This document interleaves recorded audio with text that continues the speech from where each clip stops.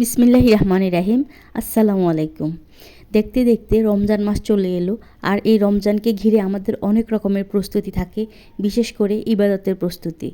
রমজানে যেহেতু মাগরিবের আগের সময়টা খুবই ইম্পর্ট্যান্ট, তাই এই সময়টা যদি একটু বের করা যায়, একটু বেশি সময় বের করা যায়, তাহলে কিন্তু আমাদের ইবাদতের জন্য খুব সুবিধা হয়।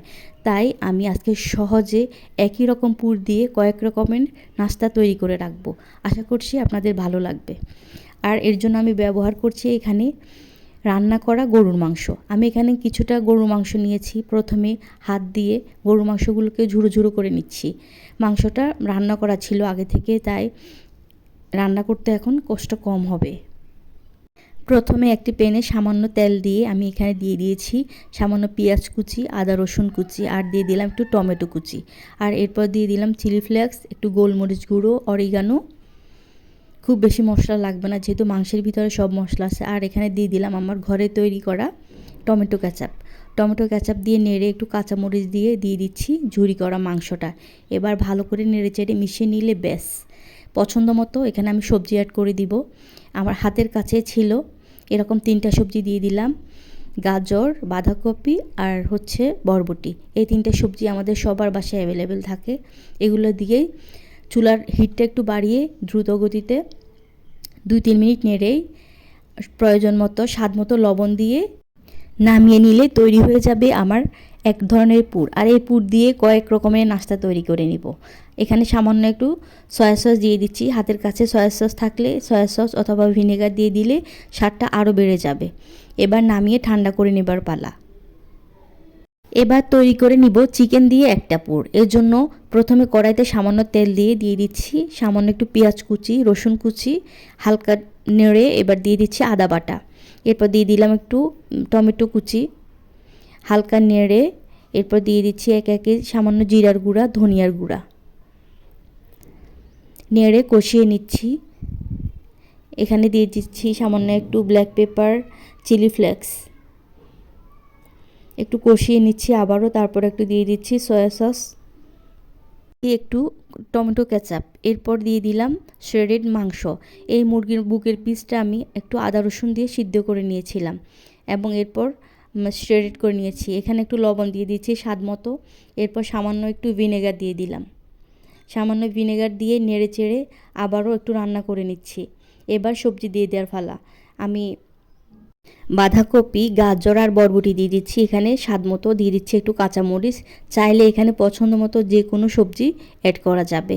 ক্যাপসিকাম দিতে পারেন, হাতের কাছে যদি ক্যাপসিকাম থাকে আরও একটু কালারফুল লাগবে। আর এখানে সামান্য একটু আমি এখানে চিকেন পাউডার দিয়ে দিয়েছি, স্বাদটা বেড়ে যাবে অনেক।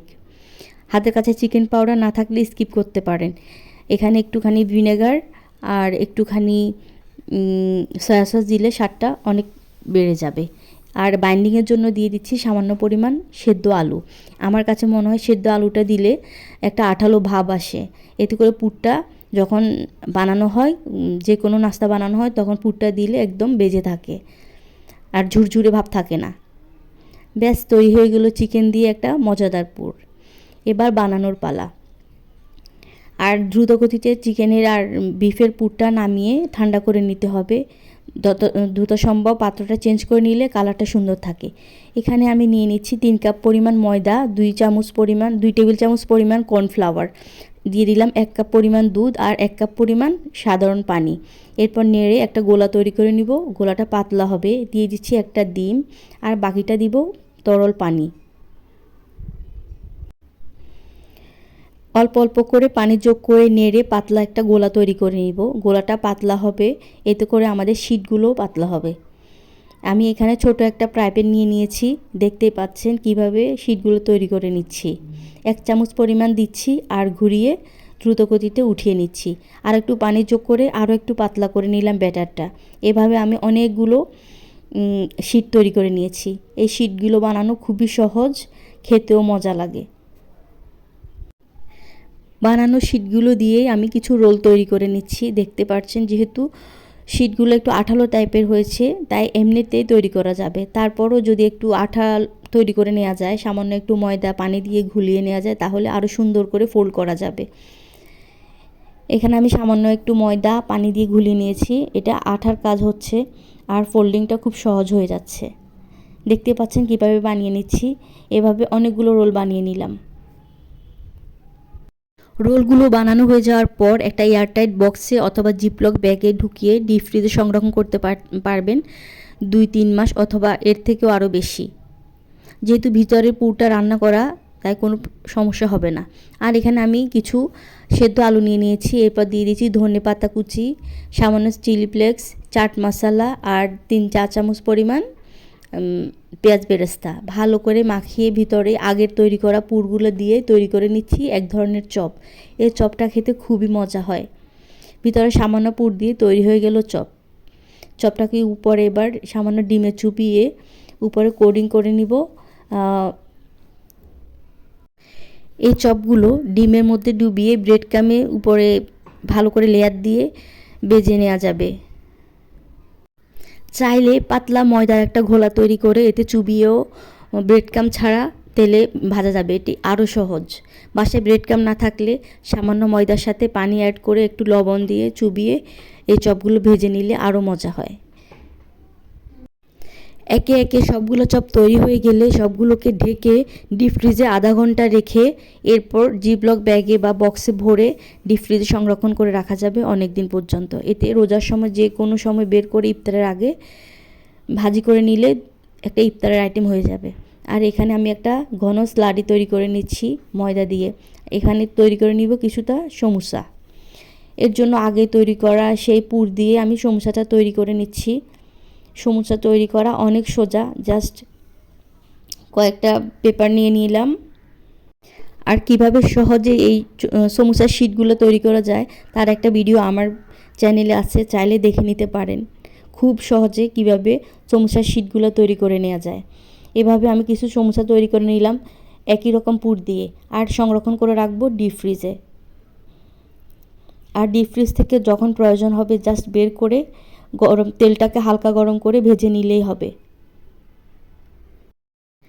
একটা এয়ারটাইট প্যাকেটে নিয়ে আমি একটা এখানে পাইপ দিয়ে মুখ দিয়ে চেপে সবগুলো বাতাস বের করে নিচ্ছি। এরপর কিছু শীট মাথা বরাবর কেটে আমি এখানে আবার পুর দিয়ে তৈরি করে নিচ্ছি কোনাকুনি করে এক ধরনের রোল। যেহেতু রোলের শেপটা একটু চেঞ্জ হবে, বাচ্চাদের খেতে দেখতে খুব ভালো লাগলে ওরা এটাকে একটা নতুন আইটেম মনে করে খুব পছন্দ করে খাবে। এজন্য আমি এরকম ডিজাইনটা একটু চেঞ্জ করে নিয়েছি। এখানে সেম একই রকম রোল দেখতে দেখতে বাচ্চারা বোর হয়ে যাবে, তাই এইভাবে রোলটা বানিয়ে নিলাম। এবার স্লারিটাতে ডুবিয়ে উপরে ব্রেড ক্রাম দিয়ে একটু কোট করে ভেজে নিলে হয়ে যাবে আমার অন্যরকম একটা নাস্তা। এজন্য আমি এখানে চুবিয়ে এবার ব্রেড ক্রামে চুবিয়ে নিচ্ছি। জাস্ট দেখতে লুকটা একটু ডিফারেন্ট হলো। এবার জিপলক ব্যাগে ঢুকিয়ে সংরক্ষণ করে রাখবো ডিপ ফ্রিজে। এরপর একই রকম পুর দিয়ে আমি তৈরি করে নিব আরও কয়েক রকমের নাস্তা। যেমন আমি এখন তৈরি করে নিব নর্মাল সাধারণ, এখানে নিয়ে নিয়েছি ময়দা, সামান্য তেল আর লবণ দিয়ে ভালো করে মেখে নিচ্ছি। এবার সামান্য পানি দিয়ে শক্ত একটা ডো তৈরি করে নিব। এই ডোটা তৈরি করে ভিতরে পুর দিয়ে ছোট ছোট রুটি বেলে ভিতরে পুর দিয়ে তৈরি করে নিব হাফ মুন শেপ। এটা দেখতে অনেক সুন্দর লাগে, বাচ্চারা খেতে খুব পছন্দ করে। ছোট ছোট ভাগে ভাগ করে ছোট ছোট রুটি বেলে এরপর ভিতরে এখন পুর দিয়ে তৈরি করে নিব হাফ মুন। এই হাফ মুনগুলোকে ডিপ ফ্রিজে সংরক্ষণ করে যখন পছন্দ যখন ইচ্ছা ইফতারের ঠিক আগ মুহূর্তে ভেজে নেওয়া যায়। আর বাচ্চারাও এটাকে ভিন্ন রকমের নাস্তা মনে করে লুফে নিবে। এইভাবে একই রকম পুর দিয়ে কয়েক রকমের নাস্তা তৈরি করে রাখলে রমজানের ঝামেলা অনেকটা কমে যায়। আর আমাদের সবার ঘরে যেহেতু বাচ্চারা আছে ওরা খুব পছন্দ করে খাবে। যেহেতু রোজা রাখে বাচ্চারাও অপেক্ষায় থাকে আজকে নতুন কি হবে, তাই এভাবে একই রকম পুর তৈরি করে ফাঁকিবাজি স্টাইলে আমার মতো অনেক ধরনের নাস্তা তৈরি করে রাখতে পারেন। আর যখন খুশি ভেজে দিতে পারেন। ইফতার ঠিক আগ মুহূর্তে ভাজলে গরম গরম খেতে খুব ভালো লাগবে। এভাবে হাফ মুন ফ্রাইগুলোকে ডিপ ফ্রিজে আধা ঘন্টার জন্য রেখে একটু শক্ত করে তারপরে জিপলক ব্যাগে অথবা বক্সে ভরে সংরক্ষণ করে রাখতে হবে। আর বাজারে যেহেতু এখন আলু খুবই অ্যাভেলেবেল, তাই এখানে আমি আলু দিয়ে 2টা নাস্তা তৈরি করে নিচ্ছি। এখানে কিছু আলু সেদ্ধ করে নিয়েছি। সেদ্ধ করা আলুগুলোকে ম্যাশ করে এতে দিয়ে দিলাম ধনিয়া পাতা কুচি আর একটু আদা রসুনের পাউডার। আদা রসুনের পাউডার না থাকলে বাসায় আদা রসুন পেস্ট দিলেও হবে। এরপর দিয়ে দিচ্ছি কিছুটা পেঁয়াজ বেরেস্তা, লবণ, চিলি ফ্লেক্স আর দিয়ে দিচ্ছি কালো গোলমরিচের গুঁড়া। আর সব শেষে দিয়ে দিলাম চিলি সস আর একটু অরিগানো। চিলি সস দিলে আমার মনে হয় টেস্টটা অনেক বেড়ে যায়। ব্যাস, আলুর পুরটা রেডি করে নিলাম। এবার শেপ দেওয়ার পালা। খুব সহজে যে কোনো শেপ দেওয়া যাবে। ফিঙ্গার টাইপস, নাগেটস, বল। আমি এখানে 2টা টাইপস করে নিচ্ছি। প্রথমে আমি তৈরি করে নিব পটেটো নাগেটস। এর জন্য একটা বক্সে নিয়ে আমি এটাকে চারকোনা একটা বক্সে নিয়ে ভালো করে মেলে দিচ্ছি। এরপর আমি ডিপ ফ্রিজে রেখে দিব আধা ঘন্টার জন্য। আধা ঘন্টা পরে একটু শক্ত হলে এটাকে চারকোনা আকার আমাদের নাগেটসের মতো, চিকেন নাগেটসের মতো করে কেটে নিব। আর ডিমের মধ্যে ডুবিয়ে, ব্রেড ক্রামে ডুবিয়ে শেপ দিয়ে দিলেই তৈরি হয়ে গেল পটেটো নাগেটস। আর বাচ্চারা যেহেতু বরাবরই আলু খেতে পছন্দ করে, ওরা খুব পছন্দ করে খাবে। দেখতেও খুব আকর্ষণীয় লাগবে। ইফতারের টেবিলে সবাই পছন্দ করবে খেতে।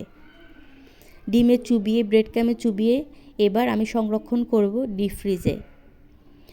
তবে ডিপ ফ্রিজে সংরক্ষণ করার আগে এটাকে আধা ঘন্টা ট্রেতে নিয়ে আধা ঘন্টা শক্ত করে নিতে হবে। এতে করে শেপটা সুন্দর থাকবে।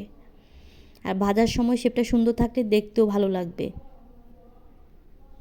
চাইলে এই আলু দিয়ে ফিঙ্গার টাইপস লম্বা শেপ দিয়ে ভিতরে একটু চিজ দিয়ে দিলে পটেটো ফিঙ্গার হয়ে যাবে। খেতেও খুব মজা হবে, শেপটাও ভিন্ন হবে। চাইলে ওরকম করেও বানিয়ে নিতে পারেন। এবার আমি বানিয়ে নিব বাকি যে আলুটা রয়েছে সেটা দিয়ে বানিয়ে নিব পটেটো চিজ বল।